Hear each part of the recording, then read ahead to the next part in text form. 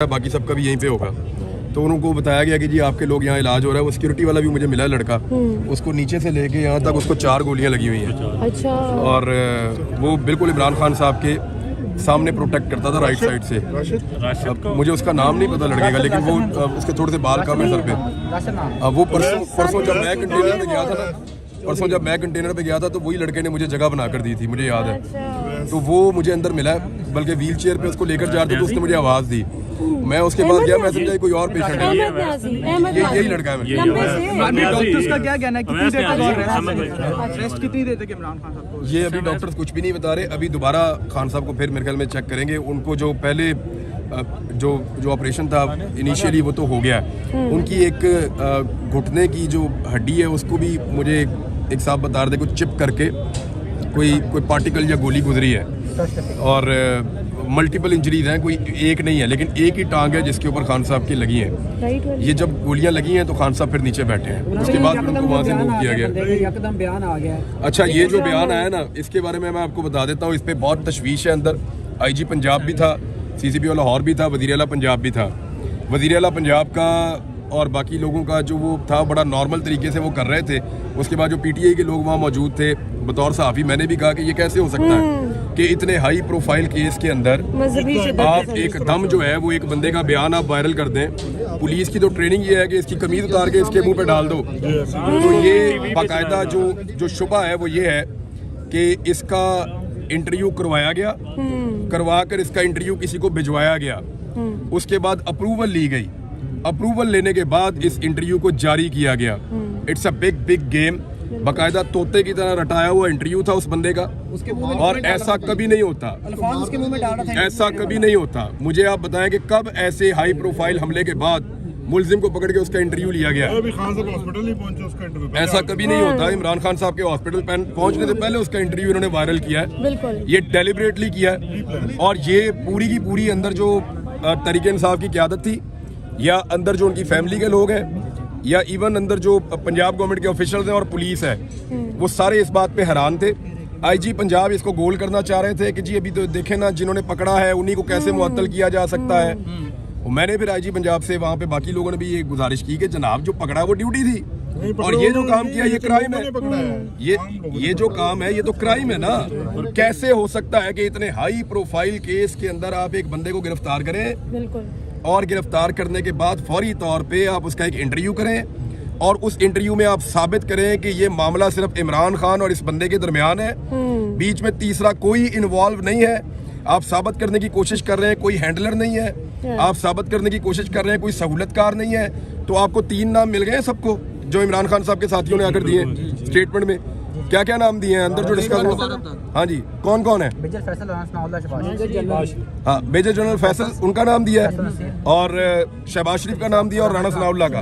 राणा सनाउल्लाह ने अभी स्टेटमेंट दिया था कुचलने का इमरान खान को, और ये चंद दिन पहले उन्होंने ये धमकी दी है जान से मारने की। उसके अलावा शहबाज शरीफ का भी उन्होंने नाम दिया है, और ये तीनों नाम अब आपके सामने हैं। किसमें? देखें, ये फौरी तौर पे होना ये चाहिए कि इस बंदे को लाहौर शिफ्ट किया जाए, बिल्कुल, और इसकी इंक्वायरी यहाँ IG ऑफिस की ज़ेरे निगरानी हो, और तमाम फैसिलिटीज प्रोवाइड की जाएं। जियो फोरेंसिक पूरी तरह होना चाहिए। देखिए, पुलिस के पास वो वसाइल नहीं है जो पाकिस्तान की इंटेलिजेंस एजेंसीज के पास हैं। अगर शफाफ तहकीकात हो तो पता चलेगा कि इसका हैंडलर कौन है। और देखें, ये 9mm का पिस्टल था, ये 9mm का पिस्टल था, और ये जो पिस्तौल था, याद रखिएगा, आम आदमी इसको हैंडल नहीं कर सकता। मैं वेपन्स को जानता हूँ। ये 9mm का पिस्टल था, इसमें 18 गोलियां मैक्सिमम डलती हैं। अगर आप इसके ऊपर छोटा मैगजीन लगाएं तो नॉर्मल मैगजीन 18 गोलियां इसके अंदर डलती हैं। दूसरा, ये ऑटोमेटिक था। ये पाकिस्तानी पिस्टल ऐसे ऑटोमेटिक नहीं होते। ये ऑटोमेटिक पिस्टल, इसकी हैंडलिंग भी आम आदमी नहीं कर सकता। ऑटोमेटिक पिस्टल तब रखा जाता है जब आपने किसी को जान से मारने का फैसला कर लिया हो कि मैं गोली चलाऊंगा तो सारी गोलियां एक साथ मैं स्प्रे करूंगा और फेंकूंगा। इसकी एक साथ सारी, और इस आदमी की जेब से कोई नशा आवर पुड़ी भी निकली है। तो एक नशई जो है उसको इस्तेमाल किया गया, और उस नशई के बाद इतना महंगा पिस्तौल वो क्या कर रहा था। दूसरा, ये जो अजान वाला एलिमेंट डाला गया ना बीच में, ये झूठ है। कहा जा रहा है कि 2 मैं परसों कंटेनर पे था, मैं आपको क्लियर कर देता हूँ। ये बिल्कुल, मैं परसों कंटेनर पे था, वहाँ पे अजान होती है, बिल्कुल कंटेनर के रेड लाइन तो क्रॉस हो मैं नहीं, बिल्कुल वो अजान वाली बात कंप्लीट कर ले। मैं भी परसों थी, बिल्कुल सही मैं बात परसों है। कंटेनर पे था, बिल्कुल कंटेनर के ऊपर बाकायदा अजान होती है। वो अजान मुझे ऐसा लगा जैसे फैसल जावेद खान की आवाज में है, या फैसल की आवाज में है या किसी और की, लेकिन वो कंटेनर के स्पीकर से अजान चलती है। बिल्कुल अजान दी जाती है कंटेनर के स्पीकर से। उसके बाद वहाँ पे जो लोग मौजूद होते हैं कंटेनर पे, वहाँ कुर्सी मौजूद है और एक सोफा मौजूद है, वो लोग उसके ऊपर बैठ के नमाज पढ़ते हैं। बिल्कुल बिल्कुल मैंने खुद वहाँ पे लोगों को नमाज पढ़ते हुए अजान के बाद देखा है। एजाज चौधरी साहब वहाँ नमाज पढ़ रहे थे, अजान के बाद बिल्कुल खामोशी कर दी गई थी थोड़ी देर के लिए। फिर वहाँ पे इमरान खान साहब ने नमाज पढ़ी है, बाकी लोग वहाँ पे मौजूद थे, उन्होंने भी नमाज पढ़ी है। तो उसके बाद दोबारा इमरान खान साहब ने कहा कि अब नात से शुरू करो। फिर नजम शराज ने गालिबन 2 मरतबा एक नात पढ़ी, तो इमरान खान साहब ने कहा तुम फिर पढ़ो, उन्होंने फिर दोबारा नात पढ़ी। तो मुझे अच्छी तरह पता है कि ये जो एक बहाना बनाया गया ना, तोते की तरह रटा रटाया बयान कि अजान हो रही थी और गाने चल रहे थे, तो नहीं। एक तो जिस वक्त ये गोली चली है उस वक्त कव्वाली थी, आप वीडियो में देख सकते हैं कि उस वक्त अल्लाहू वाली कव्वाली चल रही थी। दूसरा मैं जानना चाहता हूँ कि अजान के वक्त कव्वाली चलने पे इस आदमी ने पहले कितने कत्ल किए हैं? क्या ये ऐसे ही करता है हमेशा? हमारे यहाँ पे बार बार बरा रबीउल अव्वल के भी हम लोग जश्न मनाते हैं, बाकी चीजें भी होती हैं। तो ये सिर्फ एक बंदे को ऐसा लगता है तैयार किया गया था, ये एक हो रहा है, इसके हैंडलर्स कोई और हैं, और वो हैंडलर जो है उन्होंने फौरी तौर पे बंदोबस्त किया। और मैं आपको फिर बता रहा हूँ कि पहले ये वीडियो रिकॉर्ड की गई है, फिर इस वीडियो को सुनवा के अप्रूवल ली गई है। अप्रूवल लेने के बाद इस वीडियो को जारी किया गया है कि ये वीडियो ओके, अब इसको जारी कर दिया जाए। ये बहुत जल्दी थी इस बात की। ये अभी तक एक हमलावर के बारे में इंफॉर्मेशन कंफर्म है और दूसरे के बारे में लोग बात कर रहे हैं, पुलिस ढूंढ रही है। देखिए, गवर्नमेंट ऑफ पंजाब को इससे बरी जिम्मा नहीं किया जा सकता। गवर्नमेंट ऑफ पंजाब की रिस्पॉन्सिबिलिटी है और वफाकी हुकूमत की भी रिस्पॉन्सिबिलिटी है इमरान खान को सिक्योरिटी देना, और अगर नहीं दे पाए तो गवर्नमेंट ऑफ पंजाब को भी इसका जवाब देना पड़ेगा। आपको भी तो धमकियां मिल रही है ना कि जुबान खराब कर देंगे, तो आप अपनी भी क्या सिक्योरिटी का कर रहे हैं? मतलब तो सारी लिमिट क्रॉस। ये डगर किस तरफ चल रही है इमरान भाई? पहले अरशद शरीफ, आज खान साहब और कायदीन, क्या हो रहा है? लगता है कि देखिए, जिन लोगों ने प्रेस कॉन्फ्रेंस करते हुए ये कहा था, डीजी ISI ने और DG ISPR ने, इन दोनों साहिबान ने प्रेस कॉन्फ्रेंस करते हुए कहा था कि अरशद शरीफ को पाकिस्तान में कोई खतरा नहीं था। मैं आज उनसे पूछना चाहता हूं कि अरशद शरीफ के पास तो एक सिक्योरिटी वाला भी नहीं था, हमारा भाई तो अकेला फिरता था इस शहर में, और इमरान खान के साथ तो सिक्योरिटी बहुत ज़्यादा होती है। अगर खान साहब के ऊपर अटैक हुआ है इस तरह से, तो फिर आप कैसे कह सकते हैं कि अरशद शरीफ इस मुल्क में सिक्योर था? 2 लोग अफगानिस्तान से पाकिस्तान में फैसिलिटेट किए गए थे, वो दोनों लोग अरशद भाई को कत्ल करना चाहते थे। हमें और बहुत सारे दूसरे लोगों को इस बात का पता था। अरशद भाई को बाकायदा उनकी तस्वीरें दिखाई गई थी और अरशद भाई का वो लोग पीछा कर रहे थे। ना सिर्फ वो पीछा कर रहे थे उनके ऑफिस तक, उनके घर तक, बल्कि उनको हरासा किया जा रहा था और उनको ये बताया गया था कि किसी भी वक्त आपको टारगेट कर दिया जाएगा। काफ़ी दिनों से अरशद भाई अपनी फैमिली, अपने बच्चों को भी बाहर नहीं लेकर जा रहे थे अपनी गाड़ी में साथ, कि मेरे पे जब हमला हो तो मैं अकेला मारा जाऊँ, मेरे साथ मेरे बच्चे नहीं होने चाहिए। लेकिन जब उनका चैनल बंद कर दिया, उसके बाद फिर उनके पास लड़ने के लिए हथियार ही कोई नहीं था, वजह ही कोई नहीं थी। तो देन उनको लोगों ने कहा कि अब आपको निकल जाना चाहिए, तो उन्होंने यही बेहतर समझा कि वो चले जाएं। उस रात अकेला अरशद शरीफ नहीं भागा था, मैं आपको कंफर्म कर देता हूँ, उस रात 3 लोग भागे थे इस्लामाबाद से। 3 लोग जो इकट्ठे बैठे थे, उन्होंने मिलकर फैसला किया था कि आज हम इस्लामाबाद छोड़ देंगे जब तक हालात बेहतर नहीं होते। एक छोड़कर गए थे उस रात को काशिफ अब्बासी साहब, वो लाहौर आ गए थे। एक इस्लामाबाद को उस दिन छोड़ा था खाबर घुम्मन ने, वो अपने गांव चले गए थे, और एक अरशद शरीफ साहब ने, वो पाकिस्तान से बाहर चले गए थे। तो 3 लोग थे। आप बाकी 2 से पूछ लें कि उन्होंने उस रात इस्लामाबाद को क्यों छोड़ा था। इमरान भाई, सारे जो ब्रिलियंट जर्नलिस्ट हैं वो छोड़ते जा रहे हैं। मोहित पीरजादा भी चले गए हैं मुल्क से, शाबर शाकिर भी चले गए हैं। ये क्या हो रहा है सर? आपके मुतालिक भी इसी तरह की खबरें चल रही थी, और बल्कि आपके बारे में सुना भी आप भी जा रहे हैं बाहर।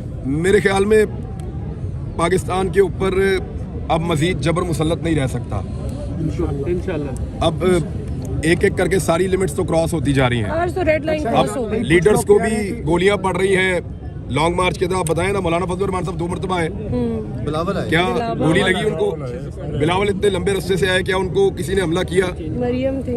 एक ड्रोन जो है वो सिर्फ उनकी बहन को लगा, और उसके बाद जो पाकिस्तान में शोर मचा था वो आपके सामने है।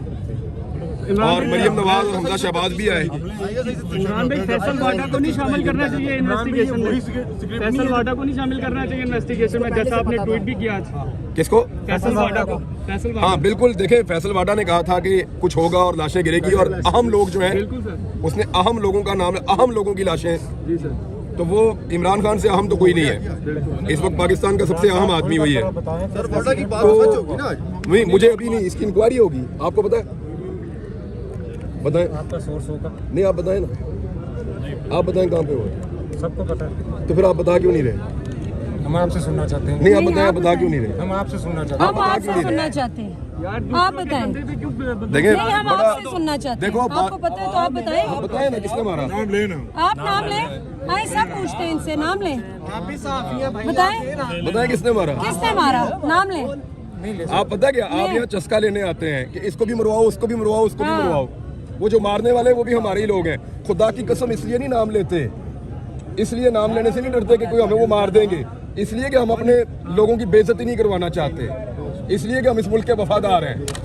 डर नहीं लगता हमें, डर लगता होता भाग जाता मैं पाकिस्तान से बाहर गया था एक दिन के काम से।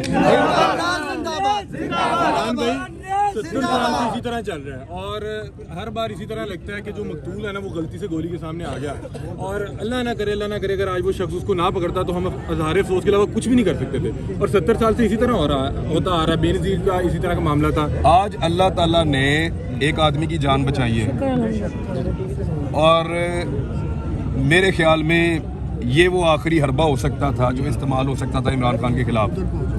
इमरान खान ने जब उनको गोली नहीं लगी थी, उससे पहले इमरान खान ने लगभग 50 मरतबा इस कौम को ये बताया कि मुझे गोली मारेंगे या मेरे ऊपर हमला करेंगे और मुझे जान से मारने का मंसूबा तैयार हो चुका है। उन्होंने ये भी कहा कि एक बंद कमरे में चंद लोगों ने मिलकर मुझे मारने का मंसूबा बनाया। उन्होंने ये भी कहा कि जब मुझे मार दिया जाएगा तो इसको कोई और रंग दिया जाएगा। वो हम देख रहे हैं। आपने सुना ना, क्या वो सारा कुछ सही साबित नहीं हो रहा? बिल्कुल। अब इंतजार करो इमरान खान के स्टेटमेंट का, वो क्या कहते हैं। इमरान भी आपको भी बड़े सीवियर थ्रेट हैं, तो आपने नहीं सोचा कि आप भी?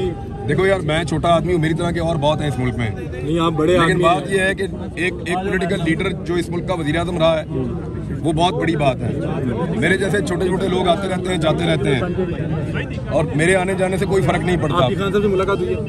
मैं अंदर था, मैं सब कुछ देख के हर चीज़ रिपोर्ट लेकर आ रहा हूँ। अब क्या लगता है कि जो लॉन्ग मार्च है इसमें मजीद जान डल जाएगी या ये तहरीक को रोकने में मुझे नहीं कामयाब? लगता कि अभी फौरी तौर पे इमरान खान साहब निकल के किसी लॉन्ग मार्च का हिस्सा बन सकते हैं।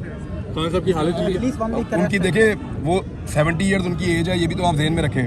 वो बहुत मजबूत आदमी है आसाबी तौर पे, बल्कि वो हॉस्पिटल में सब कंट्रोल कर रहे हैं। वो ये पूछ रहे हैं कि यार रश ना लगाओ, ये ना करो, वो ना करो, वो किधर है, उसको लगी और किसको लगी मुझे बताओ, इनको बुलाओ इधर। वो ये कर रहे हैं कि अपने जो बाकी जख्मी हैं उनको भी यहाँ बुलवा रहे थे कि उनको भी लेकर आओ इधर, इसी तरह उनका इलाज करो, और लोगों की खैरियत भी पूछ रहे थे। और उसके अलावा अग्रेशन तो है, फिर आपको आइडिया है सूरत हाल जिस तरह की बनी है, उसमें कोई आदमी नॉर्मल नहीं रह सकता जिसके साथ आप इतनी बड़ी ज्यादती करें। इमरान भाई, पंजाब में कल बड़ी अहम मुलाकात हुई है, सादिक सजरानी साहब जो हैं परवेज़ इलाही साहब से मिले, तो आपको लगता है कि कोई हालात और उनका रुख भी बदल रहा है? क्योंकि पंजाब में जहाँ पे आपकी हुकूमत, सिक्योरिटी आपकी अपनी, और वहाँ पे इस तरह का मामला होता है और उसके बाद पकड़ के फौरी तौर पे जो बयान दिलवाया जाता है। सादिक सजरानी साहब को अपनी मुसीबत पड़ी हुई है ना, उनके ऊपर तहरीक-ए-दम एतमाद की तलवार है, तो वो उनके अपने अलग मामला हैं। इमरान भाई, लगता है कि इस तरह के हथकंडों से जो है वो लॉन्ग मार्च को रोक दिया जाएगा, या फिर जो रुकावटें बार बार डालने की कोशिश कर रहे हैं इससे लोगों के हौसले जो है वो थोड़े से पस्त होंगे? देखें, अगर आज जो टारगेट करने वाला है खुदा न खास्ता वो अपना टारगेट अचीव करता तो आप कुछ और कह सकते थे। नहीं, अब नहीं, अब नहीं। तब से लेकर आज तक कब ये वाक़यात रुकेंगे? कब तक हम लोगों का खून बहाता जब तक कौम खड़ी नहीं होती मिलके। कब तक ऐसा चलेगा? आपने तय करना है कब तक। यस, आप लोगों ने तय करना है कब फैसला तक। कर चुके हैं आप, red line has been crossed. अपने फैसले को इम्प्लीमेंट कीजिए, ठीक हो जाएगा। ठीक है, थैंक यू। अल्लाह आपको हिफाजत करे इमरान भाई।